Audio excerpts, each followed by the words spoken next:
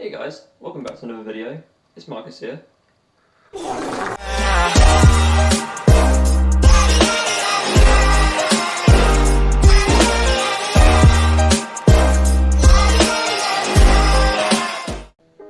How's the family?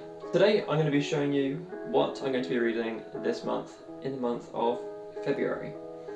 I tried to record a video before this one, but it went to pot, so we kind of scrapped that idea. And we're moving on to my TBR, which is big and small at the same time. But I've also already read 2 books from the TBR, so I'm going to show you those first. So my February TBR had 1, 2, 3, 4, 5, 6, 7 books on it, so pretty happy with that one. But like I said, I already read 2 books from the TBR, and that was Skyward by Brandon Sanderson, 5-star rating, absolutely loved it.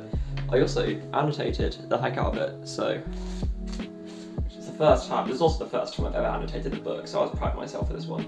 But I loved it so much. And the second book on my TBR was Before the Coffee Gets Cold by Toshikazu Kawaguchi, and I loved this one. I'm pretty sure I mentioned it in my last video actually, because when I was doing my reading vlog, I showed that I was reading this and Skyward. I did manage to finish them in the allocated time I gave myself. I read most of this during a reading sprint with some people from the Citadel, and it was top tier. I read it with the audiobook because that's how I chose to read this book, because it's over 500 pages long. With chunky ones, I like to read the audiobook with it because it keeps me focused. But I also gave this one 5 stars, so I absolutely loved it so much. I can see why it's got a fairly low rating on Goodreads. I just loved it, absolutely loved it. If you want to see my full review, I kind of gave it a review on my last video, so be sure to check that out as well. Or even watch it before watching this one. Let's see, come on, forget, watch the last one. So because I read Before the Coffee Gets Cold, the first book on my unread TBR is Before the Coffee Gets Cold, Tales from the Cafe, which is the sequel to Before the Coffee Gets Cold. Now, this book was released 5 years after the first one, so I'm really hoping it continues on from where the characters left off on the last book. But I'm excited to read this one. It's shorter than the last one. This one's only 192 pages. That was 213, I do believe. But no, it has the same characters, luckily, from what I've seen from the back of the book, but it's got new customers. I think this has also got... Oh no, it's still 4 chapters. I had it in my head it was 5 different people. It has the same rules as the first book, I do believe, but nah, this is the next book in my TBR. The next one is Year of the Reaper by Makia Lucia. I really hope I pronounced that right. I'm going to be honest, what drew me to this book was the cover. Can we appreciate how stunning that looks? But I also saw it in a Discord server. Someone was unhauling it, and I was like, oh, that looks really interesting. And then I saw it at the Warehouse, which is a shop here in New Zealand, and it was on sale because it's got like a slight bit of water damage. I'm not sure if you can really see, but I was like, oh, but it's on sale, so I bought it. And this is historical fiction, if I'm correct. I'll read you what it says at the back. 3 years ago, Lord Cassier disappeared in the midst of war. Since then, a devastating plague has swept the land, leaving the kingdom forever altered. Having survived a rotten prison cell and a merciless illness, Kaz, now 18, wants to return to his home in the mountains and forget past horrors, but hopes not what he remembers.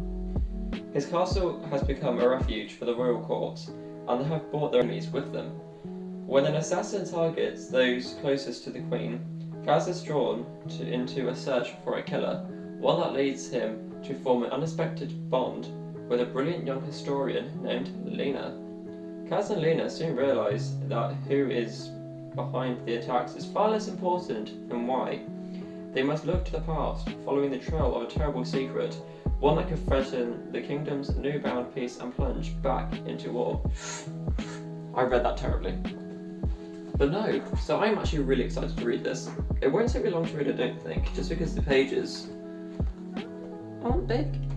But no, I'm very excited, and it's floppy. So that gets bonus points for me. And the same time I bought that book, I also found The Prison Healer by Lynette Noni. I really hope I pronounce all these names right. It's going to be so embarrassing if they're all wrong.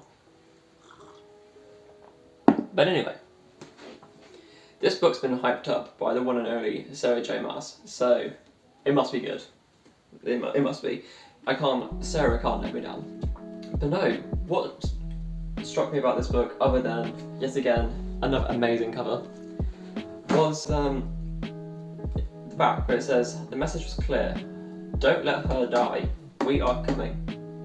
Now, if that doesn't excite you, I don't know what does. But it says here, Kiva's breath caught as those final 3 words repeated in her mind, we are coming. No longer a vague promise of one day, but imminent, her family was coming. Finally, after waiting so long, they were coming. For Kiva, but also for Tilda, they were coming for the Rebel Queen.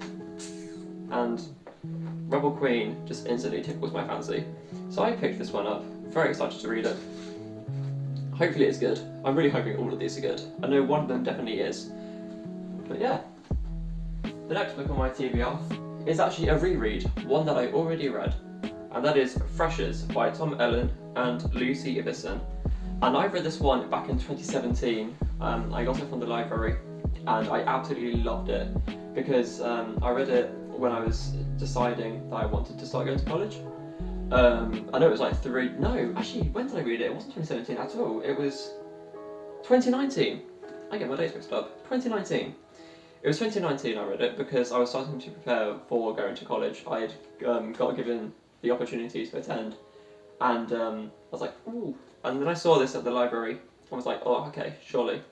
So I fell in love with this book, personally because, like I said, I was starting to go to college, well, I was preparing to go to college, and I felt that, like, bond with the characters. But this is about a girl called Phoebe, who's been waiting all summer for uni to start, and her life to finally begin. And knowing Luke Taylor is going to be there too makes the whole thing even more exciting. So it's a romance novel. But Luke's relationship is secretly falling apart, and campus life isn't proving to be the escape he thought it would be.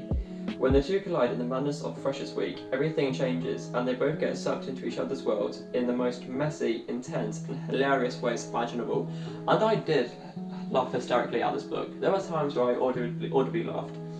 And it's also told in the two perspectives of Phoebe and Luke, which I really appreciated. So I'm really hoping I love it just as much as I did 3 years ago. I know I will, because I'm a sucker for romance novels. But nah, when I first read this, I'm pretty sure I gave it a 4.5 out of 5. So hopefully it stays that way. And the next book, this is going to be really embarrassing, just because I bought the series. The last book is City of Bones by Cassandra Clare. And you may be thinking, Marcus, you've got the full series. I can't believe, you're going to reread the first again. I DNF'd it. That's the thing. I got halfway through, and there were so many other books that I wanted to read. I didn't DNF it because I didn't like it. I DNF'd it because there were so many other books that got released at the time I was reading it, and I just wanted to read those. So, it's time to just pick it up, read it. I've got the audiobook, so I can listen to that at the same time. But it really is time for me to actually read the series, because I've had this sat on the shelf for 2 years now. I have very recently completed the series. I had to find book 4. But no, it's time for me to actually read it. It's about this girl called Clary Frey, and she is seeing things, vampires in Brooklyn and werewolves in Manhattan. Irresistibly drawn to the shadow hunters, a secret conjurer, I butchered that word, of warriors dedicated to riddling the world of demons, Clary encounters the dark side of New York City and the dangers of forbidden love. So, more love. That is my February TBR. Let me see if I can hold all these books. But anyway, that's my February TBR.